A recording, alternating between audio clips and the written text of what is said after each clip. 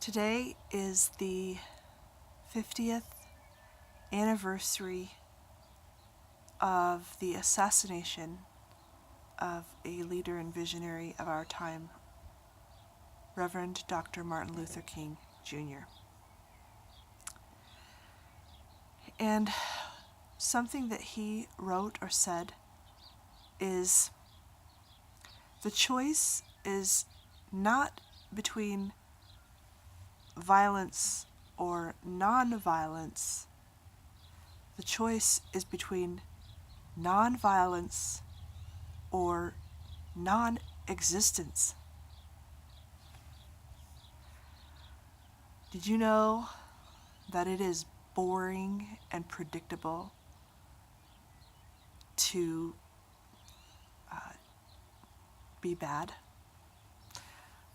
I've tried to find a different kind of word other than badness, but bad is to the point.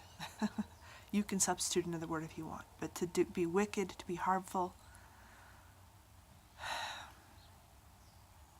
to be at war, to be a warmonger, to be a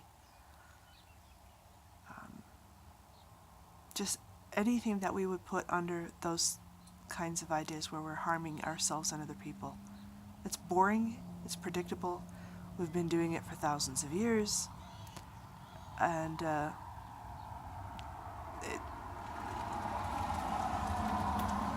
it's hard to respect. Being good is exciting and creative and fun. And when I say creative, there's endless ways to do good. There's a story I love. There were two brothers, and they were playing in the forest, and they happened upon a stream, but they happened upon an old man who was bathing in the stream, and so he had set his clothes and his shoes to the side on the bank. And the little brother said, "Oh, let's steal his shoes.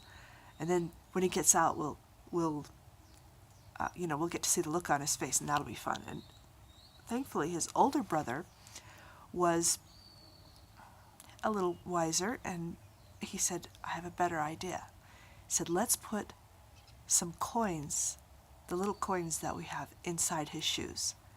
And then when he comes out to bathe and puts his shoes back on, we'll see the look on his face at that time."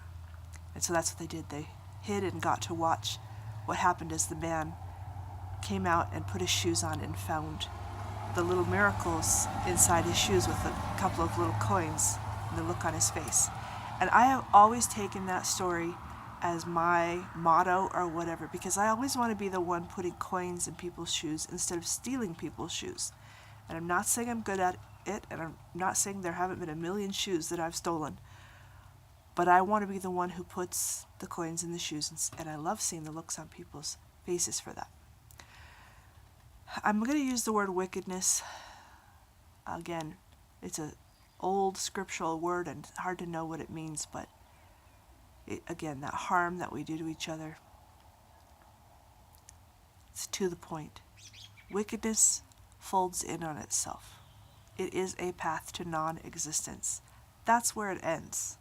There's not any other ending to that story. Non-existence. If we want to live, if we want to continue, non-violence and peace are the way. And if you know Reverend King, he acted every day. He acted. He was always acting and standing up for what he believed. And he resisted. He was against what was wicked and wrong and old and dark. And he was against the chains that were on mankind. And he did something about that probably every day. So it's not a lay down and walk over me. Peace is not lay down and walk over me.